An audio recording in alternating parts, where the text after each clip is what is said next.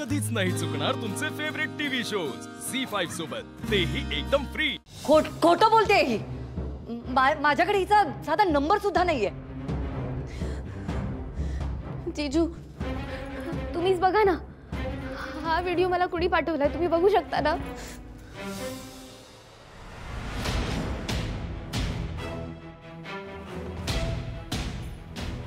Maugham हे काय? हा तुझा फोटो आहे। नीरज, आजकाल हे कोणी करू शकतं। हिनी सगळा बनाव रचलाय। आणि चारू, तू हे सगळं माझ्यावर ढकलू शकत नाही या। तू तुझ्या स्वार्थासाठी दाईजीला मारलंस।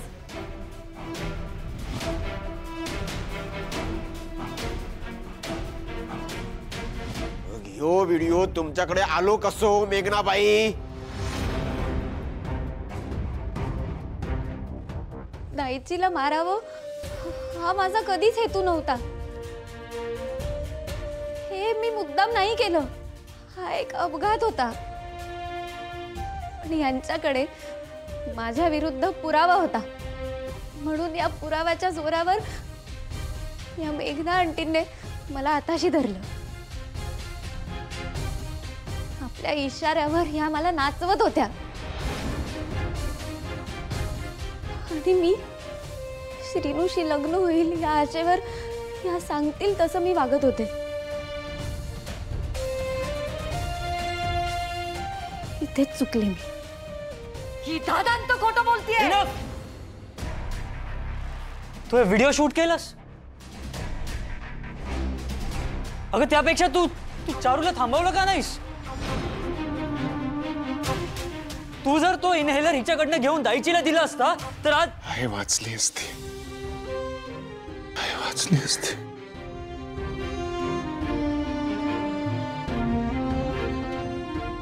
चारूपेक्षा जास्त आईच्या मृत्यूला तुम्ही जबाबदार आहात।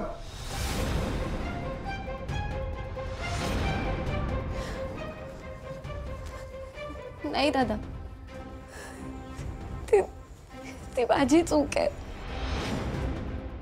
पण एवढ्यासाठी मेघना आंटीने मला तुम्हा सगळ्यांना बर्बाद करण्यासाठी भरीस पाडलं। यांनीच मला श्रीनूला मुंबईला घेऊन जाण्याची आणि तिकडे हॉटेलमध्ये नेऊन त्याला अडकवण्याची आयडिया दिली होती।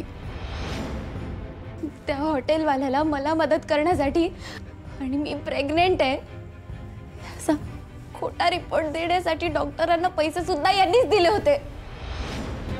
यांनी मला इथून जातानाच सांगितलं होतं की त्या निशीला नांदिवलीला लवकरच परत पाठवते। तेच केलं त्यांनी। मी हे सगळं तुम्हाला आता सांगते कारण ज्यासाठी मी यांचं ऐकत होते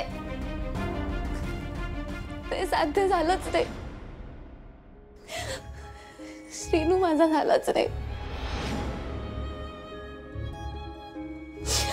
उलट मी एक चांगला मित्र आयुष्यभरासाठी गमावला।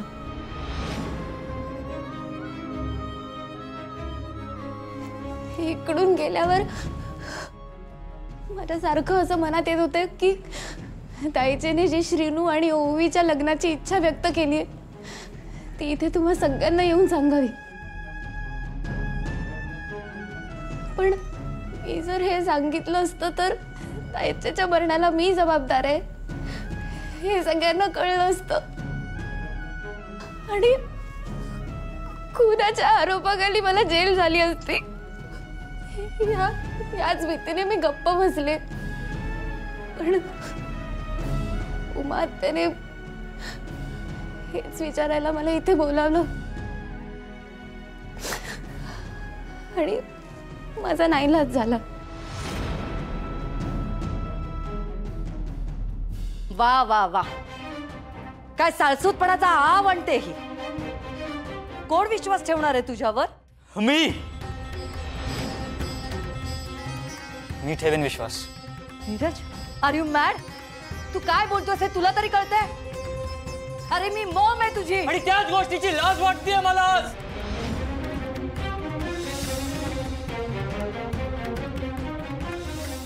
आई आहेस ना तू? हा, ती पण एक आई आहे. एक आई असून तू एका आईच्या मुलीला त्रास दिलायस. तू त्या आईला दुखावलंयस.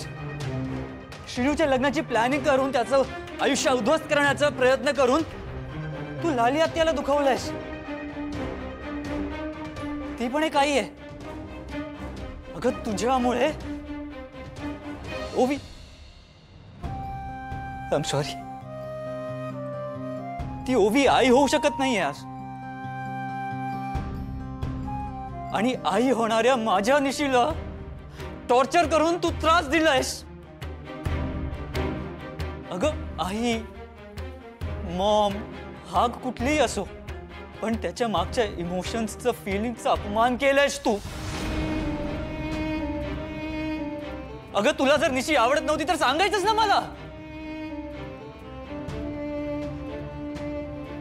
मी माझ्या निशीला घेऊन गेलो असतो ना तुझ्यापासून ना. वेगळे राहिलो असतो आम्ही. तसंही मी तुझ्यापासून वेगळंच राहत होतो ना. कशाला आली तू परत? आणि हे सगळं करायची काय गरज होती तुला?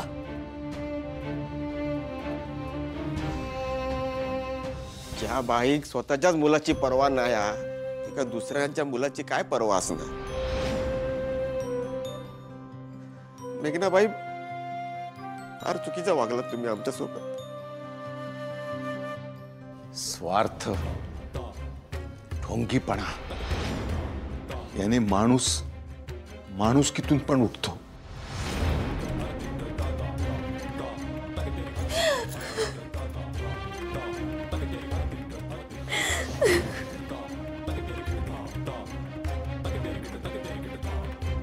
आणि याचं ज्वलंत उदाहरण तुम्ही आहात मेघना सचदेव.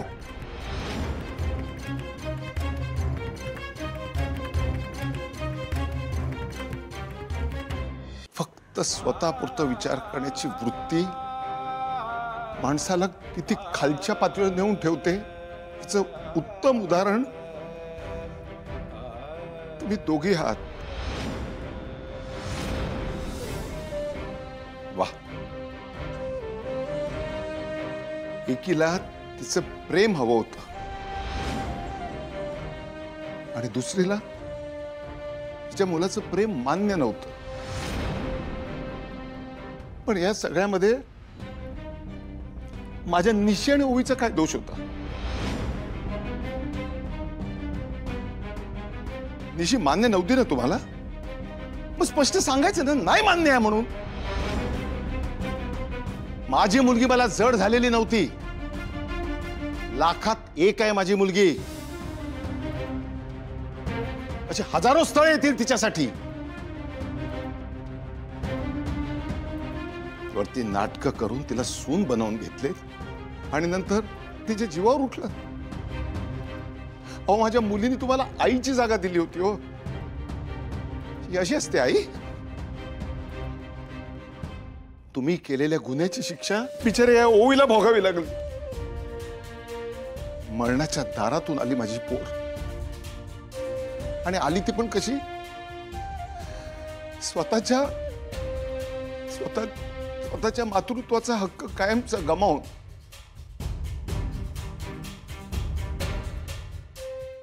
झी5 ॲप डाउनलोड करा आणि पहा सर्व एपिसोड्स एकदम फ्री.